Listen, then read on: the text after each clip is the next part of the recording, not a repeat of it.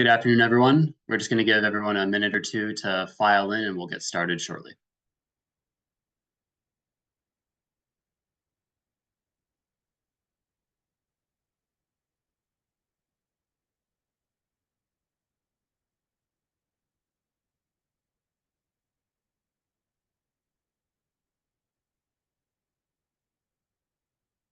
For those that are just filing in now, we're just going to wait another 30 seconds or so, and then we'll get started.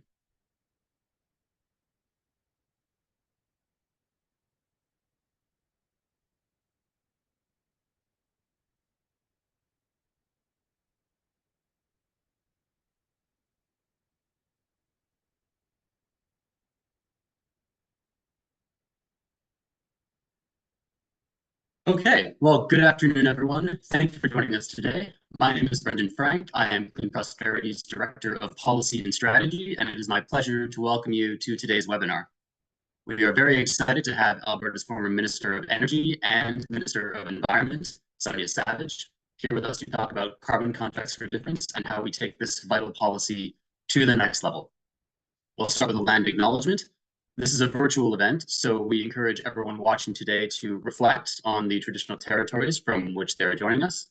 I join you today from the traditional unceded, unsurrendered territory of the Algonquin Anishinaabe people, who have inhabited and cared for these lands long before today, and we are grateful to them and to the land for all that it provides us. Our other speakers on this webinar are joining from Treaty 6 and Treaty 7 territories. Before we go any further, just a note that this webinar will be recorded and made available on our YouTube channel in case you want to circulate it within your networks or feel the burning need to watch it twice. For those of you who are not familiar with Clean Prosperity, we are a national Canadian climate policy organization. We develop and advocate for practical climate policy solutions to reduce Canada's emissions and grow the economy. We are independent, we are nonpartisan, and we are nonprofit. One of our key areas of focus over the past 2 years has been a policy idea called carbon contracts for difference. And before I hand things over to our Western Director, Adam Sweet, to lead a conversation about carbon contracts for difference with Sonya Savage, I'm going to take a few minutes to bring everyone onto the same page and explain why we're talking about carbon contracts for difference in the first place and why they are such an important policy tool. So heavy industry is the thorniest challenge Canada faces with decarbonization. Heavy industry accounts for about 1/3 of Canada's emissions. We have reasonable lines of sight on how we're going to decarbonize buildings, how we're going to decarbonize transportation, electricity, but we can't get to our climate targets without confronting industrial emissions. Canada's approach to industrial carbonization to date has been to use carbon markets. And a lot of companies that participate in these carbon markets, think cement and steel, petrochemicals, pulp and paper, or oil and gas, are uncertain about the future price of carbon in these markets. At a very high level, the way these markets work is that high-performing industrial facilities, that is, facilities that produce fewer emissions relative to their competitors or relative to their own historical performance, they can generate credits, which they can use to reduce their own compliance costs, or, crucially, sell to emitters in the same market that cannot or will not reduce their own emissions. So these credits have a monetary value. And the issue right now is that these companies are not sure what the value of these credits will be in the future. For a large industrial facility considering a large low-carbon investment to reduce its emissions, these credits are actually a very big part of the business case. But because of the uncertain trajectory of these markets, low-carbon investment is stalling, and companies are holding off on billions worth of low-carbon investments as a result. Enter carbon contracts for difference, which reduce this uncertainty and enable firms to make final investment decisions. What is a carbon contract for difference? In short, it's insurance. It's a guarantee on the future price of carbon credits for a set period of time. Right now, a federal crown corporation known as the Canada Growth Fund is the entity administering these contracts that guarantee the price of carbon. We'll talk about the Growth Fund a little bit more in a moment. But in the future, it could be other organizations issuing these contracts for difference. It could be banks, it could be institutional investors, pension funds, so forth. But right now, the Growth Fund has committed to buying carbon credits at a fixed price from specific emitters as a way to guarantee those credit revenues for low carbon investors. Carbon contracts for difference give firms the confidence they need to make big low carbon investment decisions today. Without this type of insurance policy, we will be hard pressed to meet our 2030 climate targets, and I will talk more about that in a moment as well. And we can actually calculate the value of carbon contracts for difference and compare their value to other incentives that are available to low carbon investors. This is a figure taken from Clean Prosperity's 2023 report, the Low Carbon Playbook. This is one of a series of papers that we published in partnership with the Transition Accelerator and Bentley Allen, where we analyze the policy-based incentives available for different types of low carbon projects and compared what's on offer in Canada to what is on offer in the US with the Inflation Reduction Act. So this example on your screen looks at the dollar value of policy-based incentives per megawatt hour of electricity produced at a hypothetical natural gas facility equipped with carbon capture. So the top bar is Alberta, and as you can see here, Canada's investment tax credits for clean electricity, its investment tax credits for carbon capture, plus Alberta's new carbon capture incentive program, ACIP, they come close to matching the 45Q carbon capture credit that is available to this type of project in the United States. But what could put Alberta over the top is the credits that this project would be able to generate and sell in Alberta's carbon market, also known as TIER, and that's the shaded block at the end of the top bar. But because the value of these credits is uncertain, we just don't know what those credits are going to be worth in the future. If this project had a carbon contract for difference in hand, it would be much more attractive from an investment perspective to site this project in Alberta instead of the US. And this is actually a pattern that we see across multiple project types, including blue hydrogen and blue ammonia, cement, and other types of low carbon electricity like wind and solar. Carbon contracts for difference are a tipping point policy. So the current state of play is that the federal government has committed $7 billion to carbon contracts for difference in November's fall economic statement. The Canada Growth Fund is a new arm's length crown corporation that will be administering these contracts. And the Growth Fund signed its first carbon contract for difference with an Alberta-based company, Entropy, in December of 2023. And the project that contract will enable actually is a natural gas project equipped with carbon capture. And it's about $100 million of new capital investment.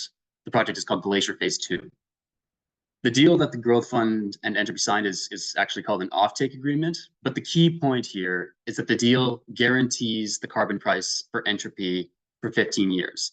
It's known as the strike price, and it will start at $86.50. But we expect that to rise over the course of the deal.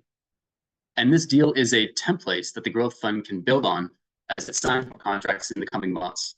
The Growth Fund's approach is a good start, but in our view, more is needed to help carbon contracts for difference reach their full potential. Right now, the Growth Fund is issuing these contracts to unlock specific low carbon investments. We would like to see a broad-based program of carbon contracts for difference with criteria clearly set up front, off the shelf, available to qualifying emitters across the entire economy as a way to systematically secure long-term confidence in provincial carbon markets rather than just unlocking specific projects. Our latest research on carbon contract for difference illustrates the stakes of getting this wrong. We have modeling that we conducted with Navius Research that suggests that without a broad-based program of standardized carbon contracts for difference, Canada's emissions could be up to 33 megatons higher in 2030 relative to where we'd be with a broad-based program of carbon contracts for difference. And as you can see here, the Entropy deal is literally just a sliver of these missing megatons. There is a lot of work to do. We'll be posting a link to that paper in our chat for anyone who's interested in reading further. And if you have any questions about this research or our policy recommendations, we do encourage you to get in touch. So that's a quick overview of where we're at. But what's needed to take carbon contracts for difference to the next level? For that, I will hand things over to our Western Director, Adam Sweet, to introduce our guest for this webinar. Adam? Thanks so much, Brendan. Good afternoon, everyone. My name is Adam Sweet, and I'm the Western Canada Director for Clean Prosperity. I'm streaming to you from Edmonton with support from my teammates in Calgary and Ontario. Now, it's my pleasure to introduce our special guest today, Sonya Savage. Sonya is a leading advocate in the energy industry with deep experience in public, corporate, and private practice. Former Minister Savage served for 4 years in the government of Alberta, holding the positions of Minister of Environment and Protected Areas, Minister of Energy, and Minister of Justice. Prior to government, she worked in the corporate sector as a senior executive with the Canadian Energy Pipeline Association and with Enbridge. She earned a Master of Laws in 2015 and worked in private practice as a litigator for 13 years. Now, I'd like to especially highlight that Minister Savage developed and released Alberta's climate strategy, the Emissions Reduction and Energy Development Plan, in 2023, served as the lead for Alberta with the federal government on energy, climate, and environmental policies, and modernized Alberta's industrial carbon pricing and emissions trading system, or TIER, achieving federal equivalency in December 2022. So, Minister Savage, or Sonya, thank you so much for joining us today. Well, thanks for having me. Looking forward to this conversation. As am I. With lots of discussion this week in the media on CCFDs and a federal budget that's been set for April 16th, the timing of this discussion couldn't be more perfect. Before we jump in, just a quick housekeeping note to those tuning in. Again, we invite you to submit questions at any time in the Q&A box provided. We'll get to as many of those questions as we can, and as always, we're happy to connect with you anytime following today's conversation. So I've really been looking forward to this discussion and digging deeper into this generational level economic opportunity before us to grow a low carbon energy economy, not just from a clean prosperity position, but also from a personal passion of mine. So before we talk about the how we do it, and what is potentially getting in the way of those efforts and what might be some solutions, let's set the stage and let's start a bit with the size of the prize that we're chasing. So when you, both from your time as minister and the work you're doing today, what do you see as those key economic opportunities for Alberta and by extension for Canada? And then how do you see those efforts working on both our climate and our economic ambitions? Well, sure. I guess to start with, I think this is an opportunity that we really cannot afford to miss. That's both for Canada and for Alberta. And from Canada's perspective, the federal government has climate targets, treaty obligations that they're trying to meet, their 2030 targets, their 2050 net zero targets. And for Alberta, we also have climate targets now. And for both the federal government and Alberta, there is absolutely no pathway to net zero without carbon capture, utilization, and storage. We can't get there. And for Alberta, there's also a huge economic opportunity that we can't afford to miss. When we developed our emissions reduction and energy development strategy, released it about a year ago, almost exactly a year ago, we took a look at climate policy, and we thought, if it's done smartly and it's done right, it actually becomes economic policy, industrial policy, and it'll help and enable us to attract jobs and investment in all sorts of new and emerging areas, helping us to diversify the economy. And that includes petrochemical, hydrogen, low carbon cement, steel, as well as being able to decarbonize our traditional and conventional oil and gas sector, as well as electricity generation. So we saw it as a huge opportunity. We can't afford to lose that. In fact, the opportunity is so huge in Alberta. We took a look at a couple of years ago, we saw proposals for new investment, whether it's in petrochemicals or hydrogen. Every one of those projects is looking to build a net zero project. You can't do that without being able to capture the carbon and store it. We started seeing a huge demand for sequestration right across the province.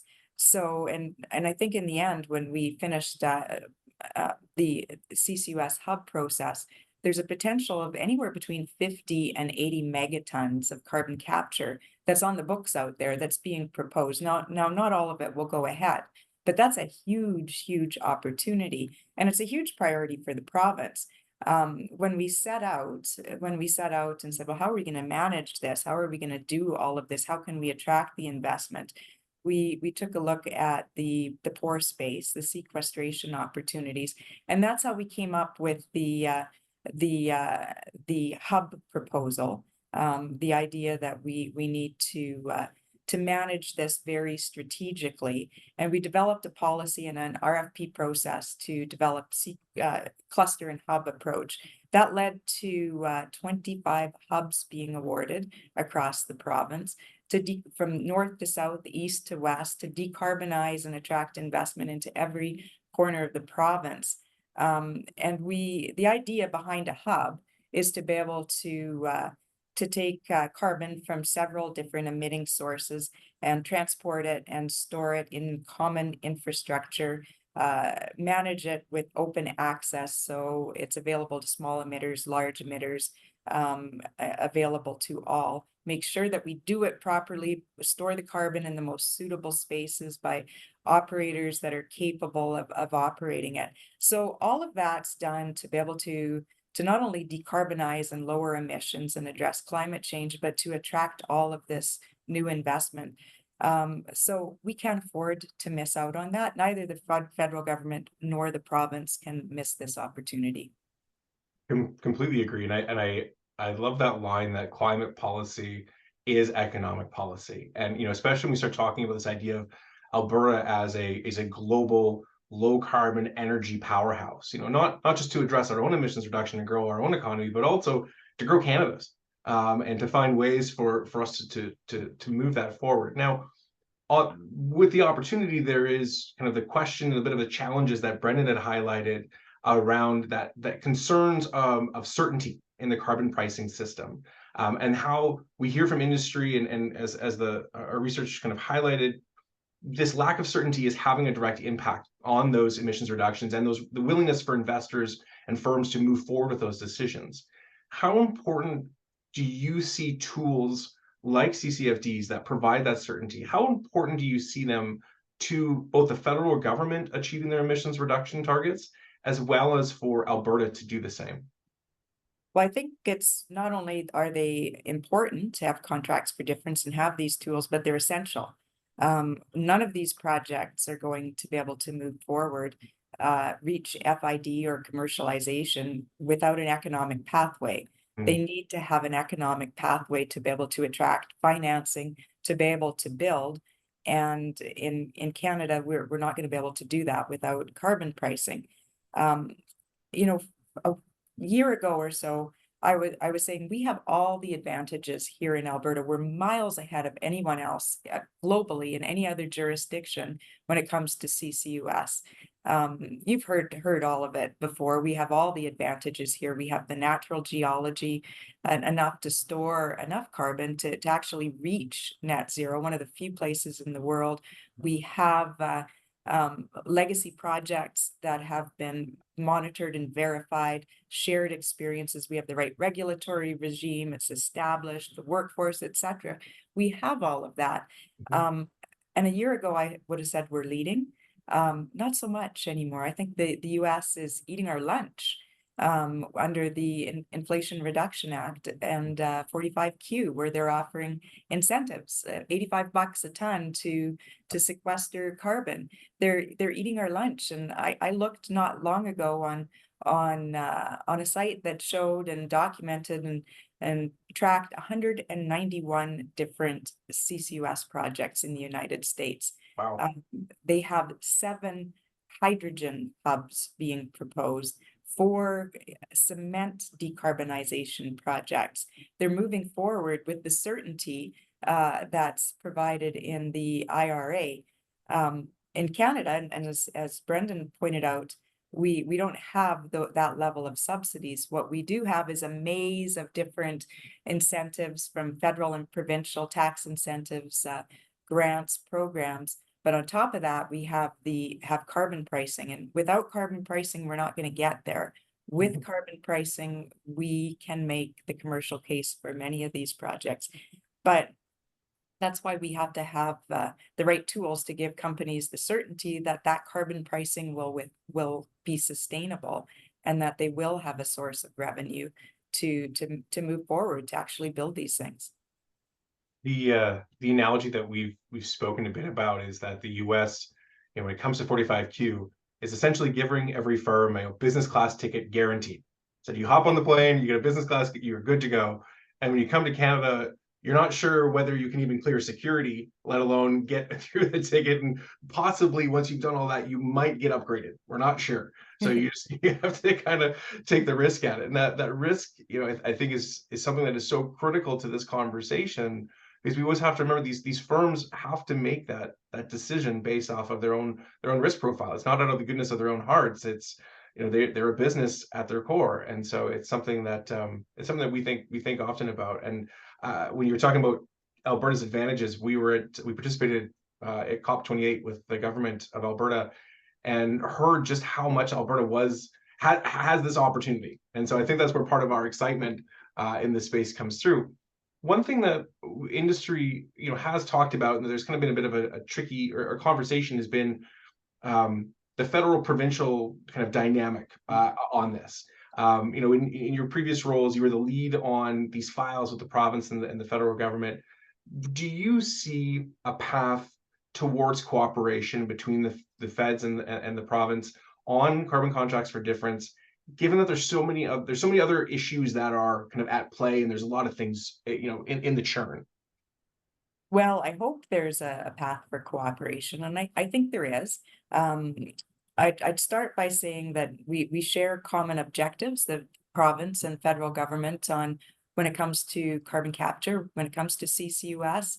For the first time ever, the province of Alberta also has a net zero aspiration. So does the federal government. So there is some alignment. And that's probably why you see there's a lot of hard work behind the scenes in these federal provincial roundtables trying to find a pathway. But, is there a chance of partnering on, carbon contracts for difference in some sort of a joint program? It's hard to say. I'm hopeful that there's some opportunity, but I think you have to start by looking and saying, you know what, funds are limited, budgets are tight, there's competing interests, whether in the province it's for education, whether it's for healthcare. So we have to be realistic on how much money the governments can pump onto the table, and we have to understand that some of these companies need to take some risk themselves, and they need to invest themselves. Governments can't pay all of it, but certainly when it comes to contracts for difference in carbon pricing, I do think there's a role for the province to step in. Is it needed? Yes. And I think you just have to look simply on what's on offer from the federal government under the Canada Growth Fund. It's $7 billion for contracts for difference under the Canada Growth Fund. I think Brendan covered that, and it sounds like a lot of money, but it's not. If you take a look at the entropy deal and you start doing the math, $86 a ton. I think that was the entropy deal over 15 years. You start looking at those numbers, and that's over $1 billion per megaton. If you started out saying, the opportunity in Alberta, there's between 50 to 80 potential megatons of projects looking for carbon capture. Again, not all of them will go, but we just don't have that's not going to go far enough. The Canada Growth Fund, there might be room for another 3 or 4 projects, depends how large they are, but at that point it's not enough. And then it's either the federal government needs to step up with more, or potentially the province could step in. Now, the other thing to think of, that it doesn't mean that you're going to spend, the province or the federal government is going to cost them $7 billion. That's only a contingent liability if the price on carbon doesn't hold. And while that sounds good, the problem is both levels of government have to book that contingent liability in their budgets as if it's spent. So there's definitely a need for the province to step in, and especially so because a lot of the value and the price of carbon is set as a benchmark price from the federal government. The carbon markets are largely managed by the provinces, including the tier program and tier carbon pricing, offsets and credits in Alberta. So the policy levers and the mechanisms are within the province and within Alberta's to balance the carbon market and set the policy levers to maintain the price on credits and offsets. The accounting question is certainly one that we've been hearing from the from government as well as from industry, of a concern. I did want to pick up on one of the points that you raised about all the work that's happening in the background, and we had chatted briefly before about just how much work is going on within the governments, but on both within both governments. And just for folks from the outside to understand that this is a very active conversation, which I wanted to kind of pivot to a bit of another question, which is, we know governments are working within these spaces.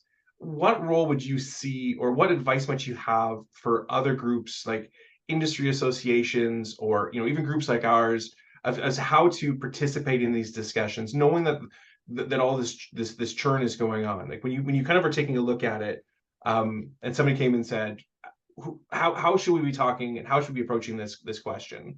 What sort of advice might you have? Well, I think you're doing a lot of really good work in the background, and I think organizations, research, think tanks, industry associations can advocate for good policy, but in a way that you're not getting in the crossfire of some of the political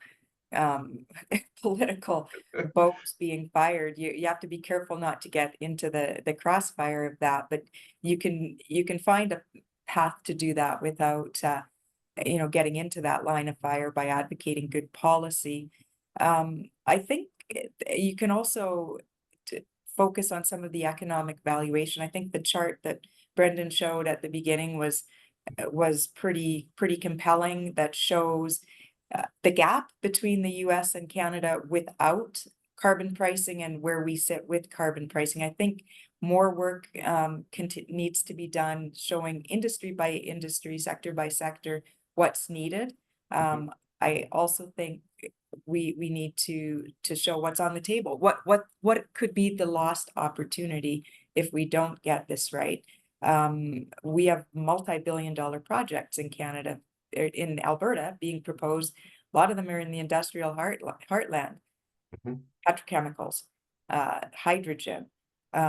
These projects won't go forward unless they have the opportunity and the ability to be net zero. So there's a lot at stake. But I also think what you need to do and make sure and could help the government with is you have to pay attention to where the public's sitting, where public opinion and public sentiment in general is. We can get too far. The public is, like, a lot of people are just struggling paying for their rent and mortgage and groceries.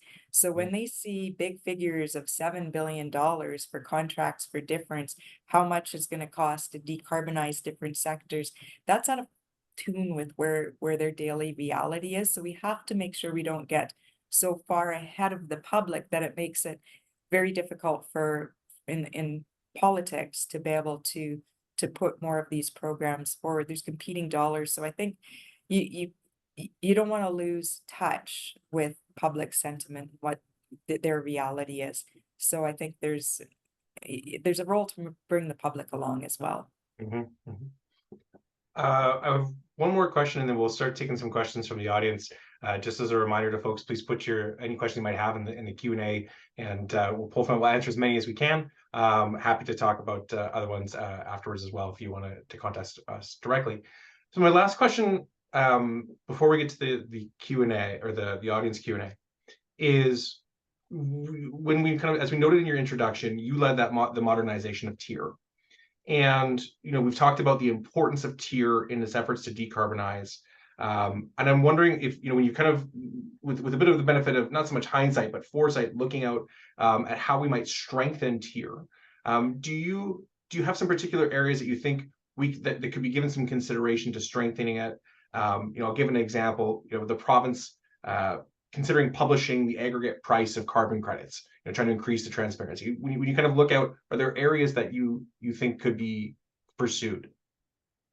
Well, I think, the TIER program is extremely complicated.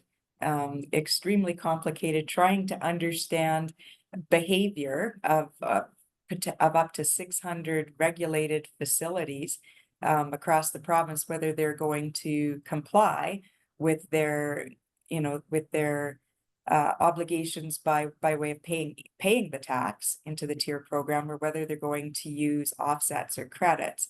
So it's a very complicated, difficult program to balance that and to maintain equivalency with the federal government.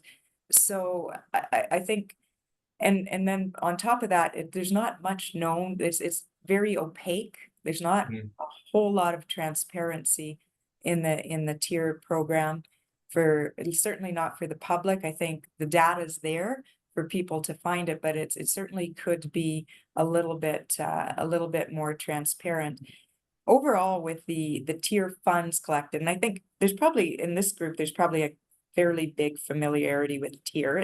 The tier program's been in place since 2007. It's the third reiteration of industrial carbon pricing in Alberta, and it sets benchmarks for each facility on intensity targets they are to comply with. If they don't meet their compliance and don't meet their target, if they're emitting more than what their target allows, they can choose to either pay the price on carbon at the legislated, federally mandated price on carbon, or they can use offsets and credits.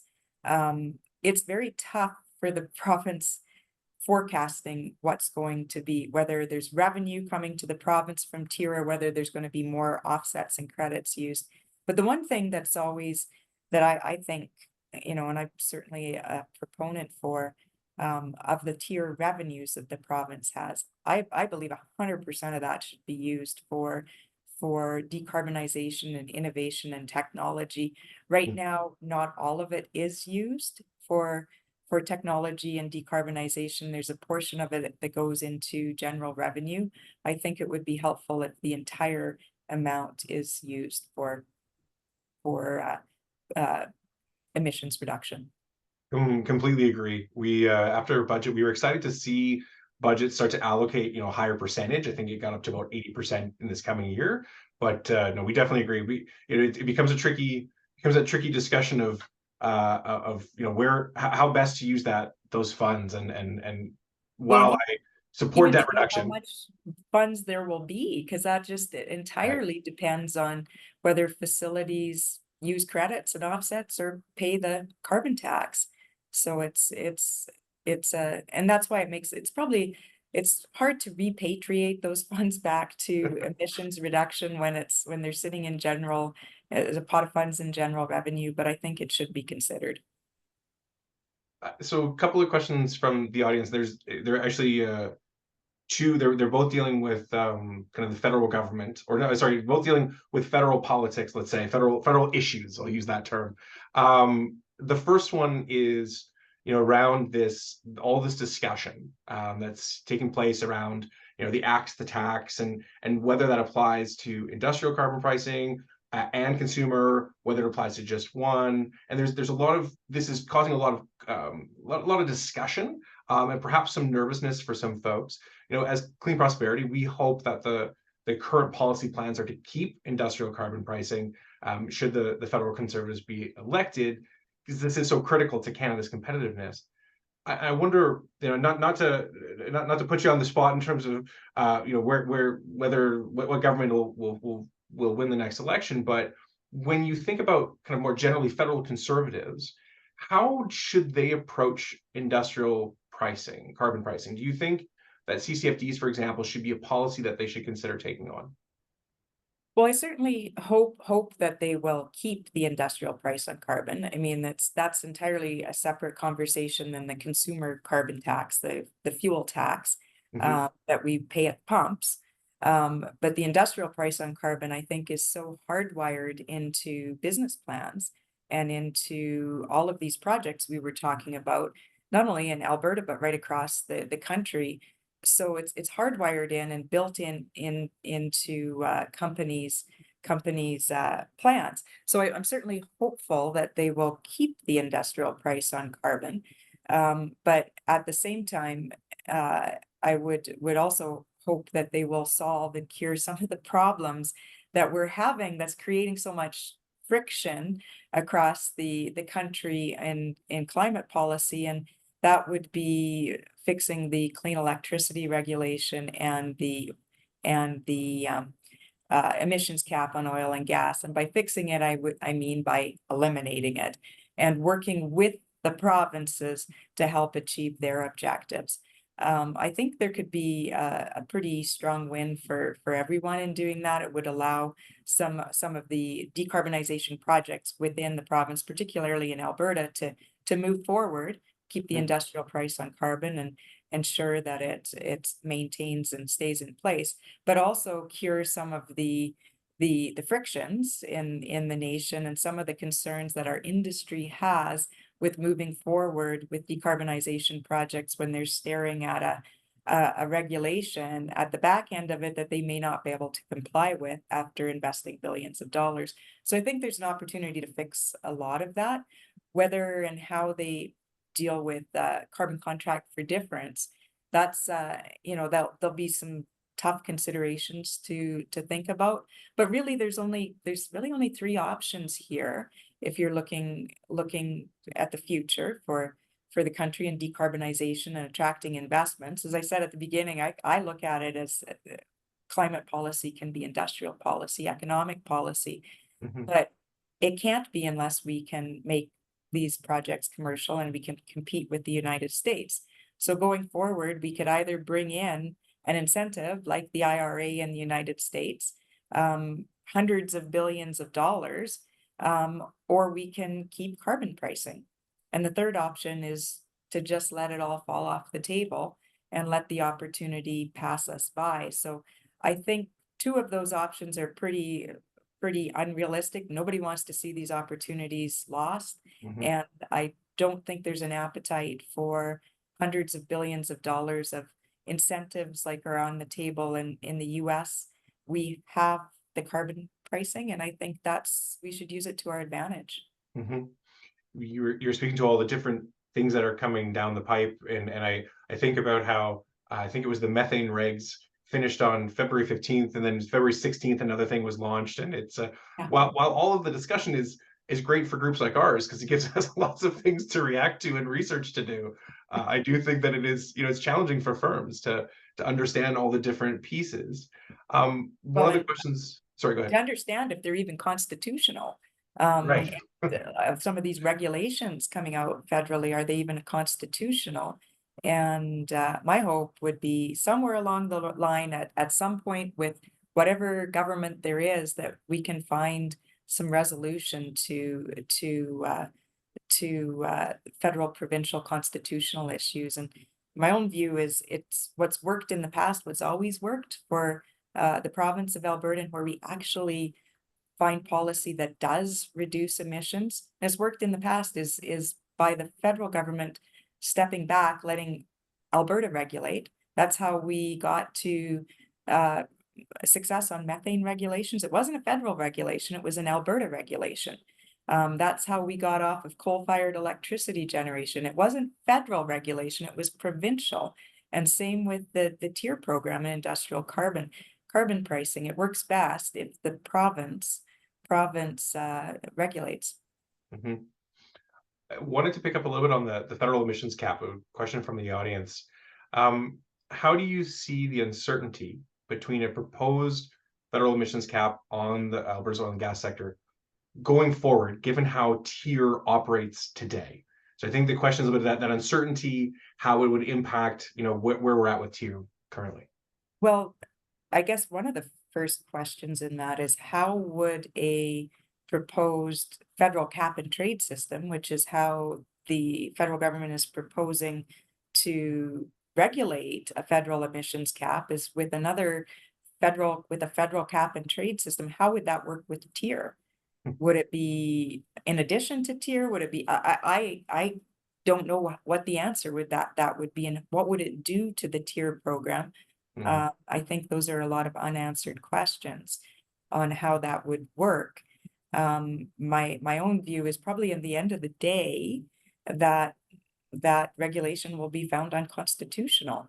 So we're wasting a lot of time and effort right now in moving on with decarbonization and getting these projects going forward by staring down the barrel at a potential regulation that may, at the end of the day, not be constitutional. Mhm. That was one of our core messages when we respond, or when we provided commentary on the oil and gas cap, was we talked about how exactly this, we are in a generational level race for investment right now. Yeah. This is when these plans and projects and purchase orders are put into place, this is something that will decide, the economic opportunity for the next generation. And we can't spend this time litigating things in the courts. We need to move, and we need to move right now. So I completely agree with you on that. Um, Building off kind of our discussion before about how other players can perhaps be involved in this discussion, how do you see how could the financial sector perhaps be leveraged to reduce that liability that can be held by governments associated with CCFDs? Well, I mean, there's literally hundreds of billions of dollars of sustainable finance out in the marketplace. Even Mhm. our largest 5 banks in Canada have massive sustainable finance programs. And we just have to find a way to unleash that capital, and find the certainty. And I think the problem it's holding it back, why we're not moving as fast as we'd like on some of these CCUS projects, is finding the certainty that project proponents need, and their investors need to understand at the end of the day what the return on capital is going to be, whether these are economic. So I think that banks are playing a big role, and I think they could also step in, and I know they are in the conversation, but they could step in the conversation the way industry associations and researchers and think tanks are, to advocate for solid, sound policy and for some better collaboration between the federal and provincial government to get to certainty. We're gonna miss an opportunity if we don't. Completely agree. We have just time for probably about 2 more questions from the audience, so I'll bring those forward. But first, this question is a little bit on where CCFDs should focus. So, asking, do you think should CCFDs focus on projects that are delivering higher levels of reduction, even if that means a higher price per ton, or instead focus on multiple smaller projects that may have lower ton requirements? Oh, that's a tough question. I mean, in the perfect world, there'd be enough you'd have a broad-based program that would that many different sources of emissions would qualify for under the existing program in the Canada Growth Fund. It's bespoke. It means it's tailor-made for specific projects, and it'll apply. There's a lot of negotiation to bring to apply it to a project, much like what we saw in the Entropy project. Um, I mean, I wouldn't want to choose one type of technology over another. I think they're all important for the province, whether you're decarbonizing existing cement plants or power generation, or whether you're applying it towards new businesses, new facilities like petrochemical or hydrogen.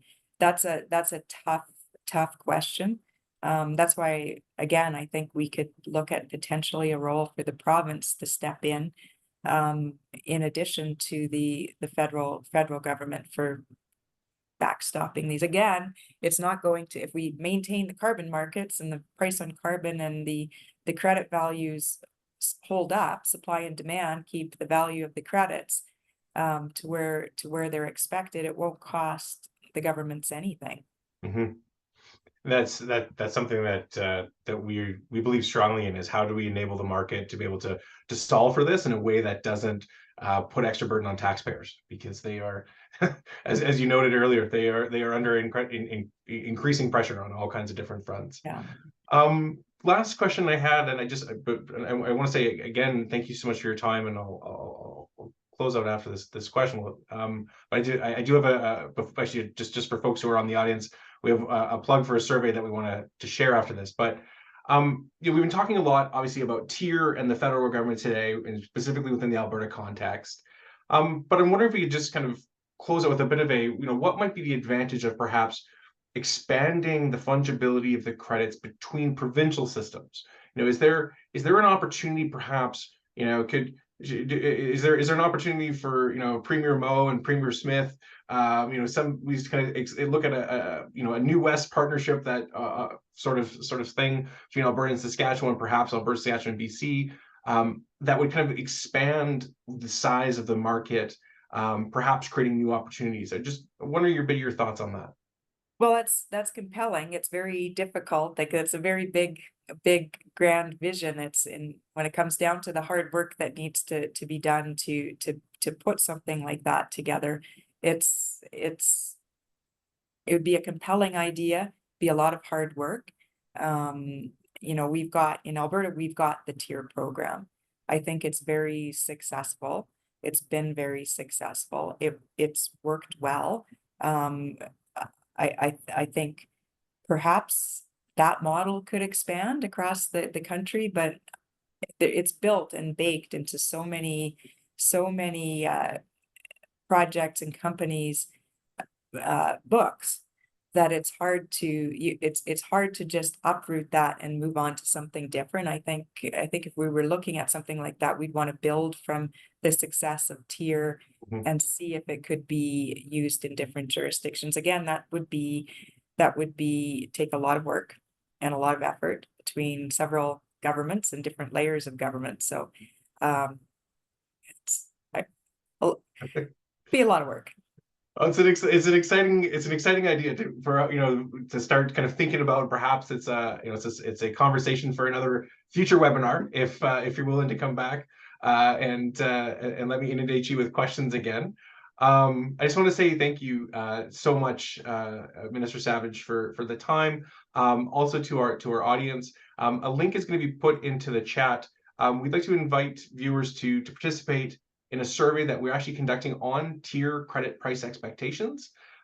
This speaks to for folks who work in an organization that participates in the tier market. We'd really love to hear from you, just to understand kind of how what those credit price expectations are. This is part of our ongoing work to understand this when we kind of talk about CCFDs. So again, thank you so much, Sonya. Really appreciate it. Hope to have an opportunity to speak with you again in the future. And for everyone, this recording will be made available shortly on YouTube. Thank you so much, and have yourself a wonderful day. Thank you. Thanks for having me. Bye-bye.